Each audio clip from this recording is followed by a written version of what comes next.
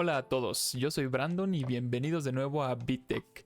En el capítulo de hoy vamos a explorar los tipos de datos y las variables en Java. Estos conceptos son fundamentales para cualquier programador porque lo que hacemos en un programa siempre tiene que ver con datos. Entonces, comencemos. Lo primero que vamos a ver son los tipos de datos que tiene Java. Básicamente, los tipos de datos de Java se dividen en dos categorías, que son los datos primitivos, que podemos ver de este lado, y también los datos no primitivos.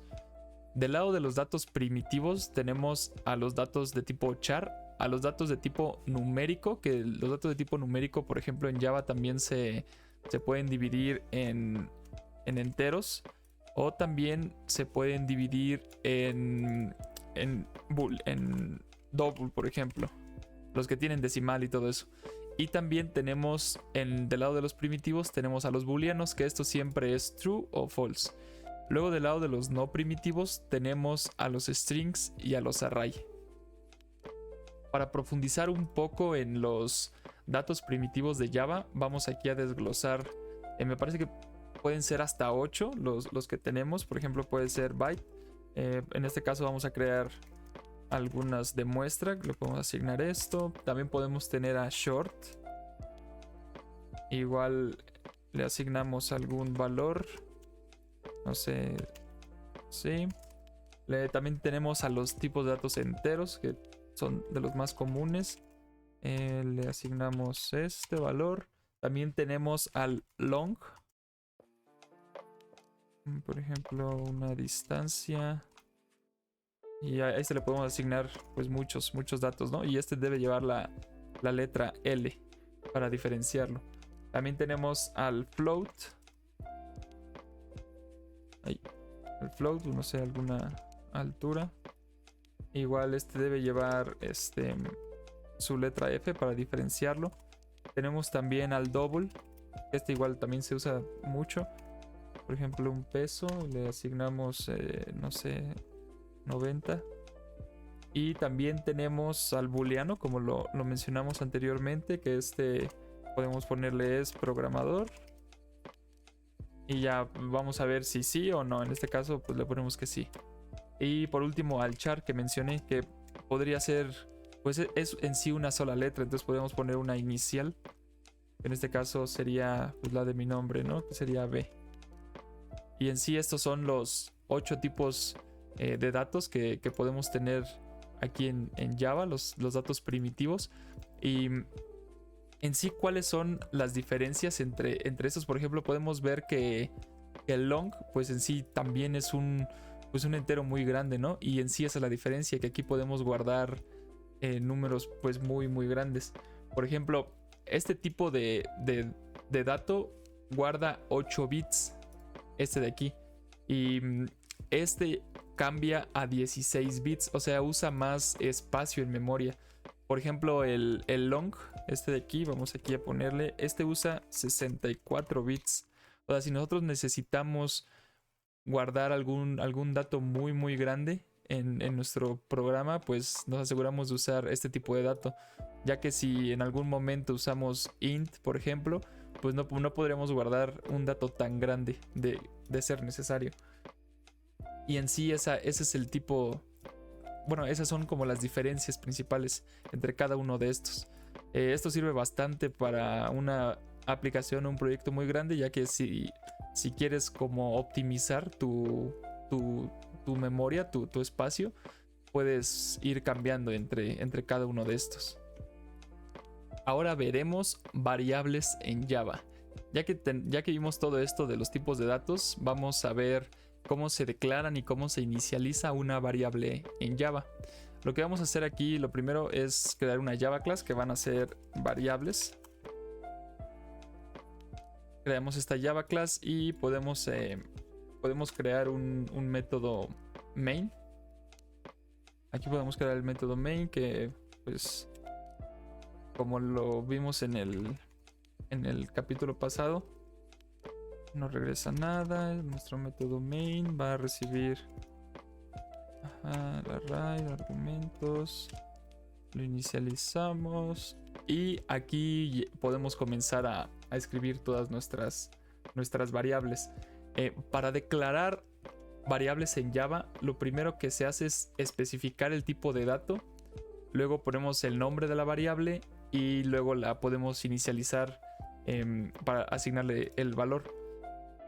Nosotros dijimos que vamos a estar utilizando la versión 17 de Java. En este caso no es 100% necesario poner el tipo de dato que vas a usar, pero para fines como prácticos y teóricos lo vamos a estar usando ahorita. Ya después, cuando hagamos proyectos grandes, nos olvidamos un poco de esto si queremos. Entonces, por ejemplo, vamos a poner aquí un entero que va a ser un número. Ajá. Esto que acabamos de hacer, que pusimos nuestro int número, es una declaración. Aquí estamos declarando nuestra variable. Entonces lo siguiente sería inicializar nuestra variable. Entonces agarramos nuestra variable número y la inicializamos. Estas son como las dos fases que llevan declarar variables, o sea, usar variables, la parte de la declaración y la inicialización. Y no necesariamente esto lo tenemos que hacer por separado, también lo podemos hacer en una sola línea. Por ejemplo, un entero también, que va a ser otro número, y a este seguido le vamos a agregar su valor. En este caso estamos haciendo tanto la declaración como la inicialización.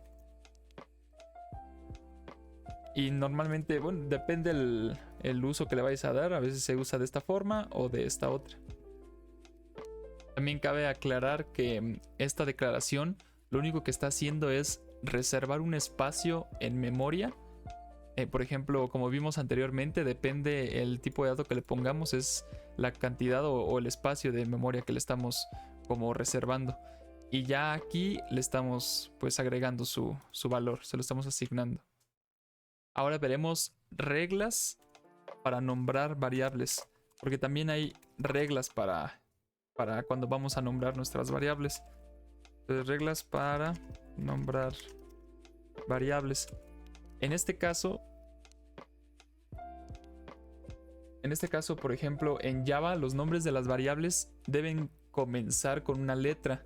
También se puede usar el símbolo de dólar o un guión bajo. Pero nunca deben comenzar con un número y tampoco deben tener espacios. También como convención usamos camel case para nombrar nuestras variables. Anteriormente había dicho que se usaba camel case para las clases, pero ese es Pascal case. Hay varios de estos, así que a veces como que me confundo en esos. Entonces, por ejemplo, lo que dijimos, debemos usar camel case. Por ejemplo, en este caso, si queremos hacer una variable de edad, usuario. Si se dan cuenta, aquí estamos usando este camel case. El camel case empieza con una minúscula y ya las siguientes palabras, empiezan con mayúsculas. Igual en este anterior, si se dan cuenta, usamos camel case. Igual no podemos crear una variable que sea no sé, int usuario, no puede llevar espacios, si se dan cuenta. Por ejemplo, en este caso, como esta está reservada, aquí no podemos poner edad usuario. Eso no lo podemos hacer. Lo que sí también podemos hacer es, no sé, empezar con esto, con un signo de dólar, edad usuario. Eso también está como bien visto. Igual cuando usamos un guión bajo, edad usuario. Esto está bien también. Lo que tampoco podemos hacer es ponerle, por ejemplo, 1 edad usuario. Eso tampoco lo podemos hacer. Entonces esas son las reglas. Usar camel case. Podemos empezar con un guión o con un signo de dólar. El guión tiene que ser guión bajo. Y no podemos poner ni espacios ni números. También es muy importante usar los nombres de nuestras variables que sean muy descriptivos, porque tal vez ahorita puede parecer como sencillo ubicar cualquier tipo de variable, pero en un proyecto muy muy grande se complica cuando tienes variables, por ejemplo, que se llaman EU. Ahí dices, pues esto a qué se refiere, ¿no? Tal vez la persona que cuando lo estaba codificando dice, ok, si edad de usuario EU, pero no sé, 2 meses después llega otra persona que quiere hacer un arreglo en esa parte del código y pues no entiende a qué se refiere esto.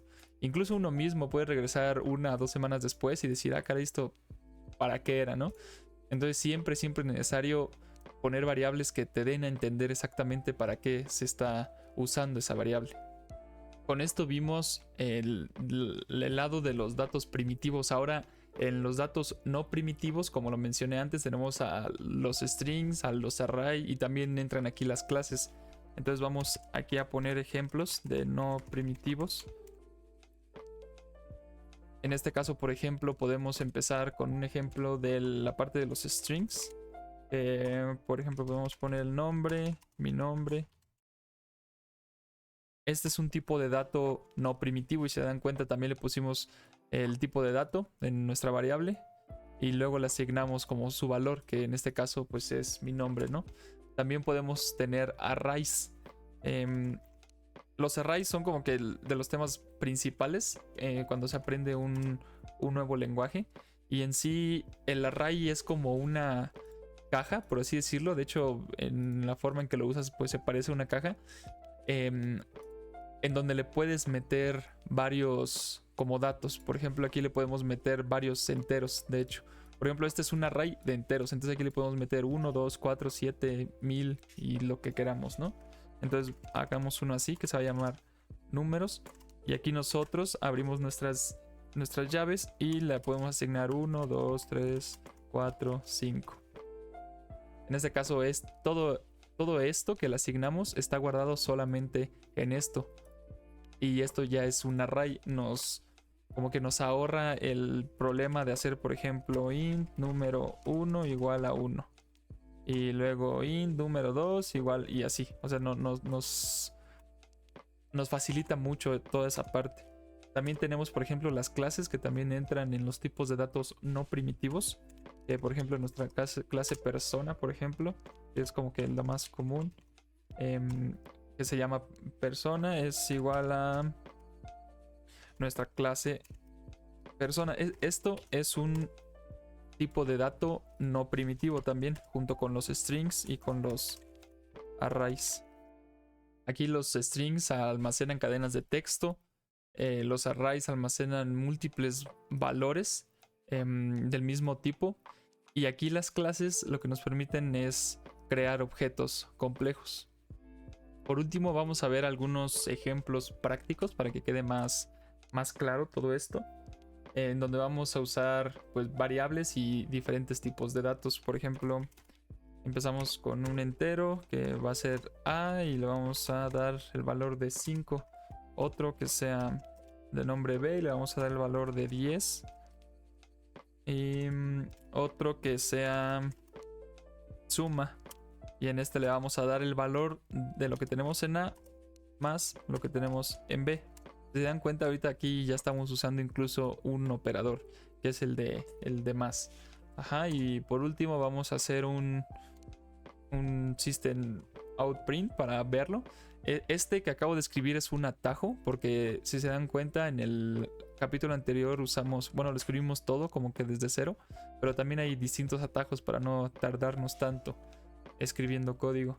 Entonces aquí le podemos poner la suma de A y B es aquí este es una cadena de strings como lo pueden ver, una cadena de caracteres, y le concatenamos lo que nos vaya a resultar en suma en esta parte de aquí. Entonces aquí lo que estamos haciendo es primero agarramos A, lo sumamos con lo que tiene B y se guarda en esta variable. Y ahora esta variable que ya tenemos como que su dato, lo imprimimos de este lado. Y por último vamos a imprimir esta parte de aquí. Esto lo podemos hacer con control F5. Empieza a correr nuestro programa. Y aquí nos da la suma de A y B es 15. Ahora, para dar por terminado este capítulo, voy a dejar aquí algunos ejercicios para que practiquen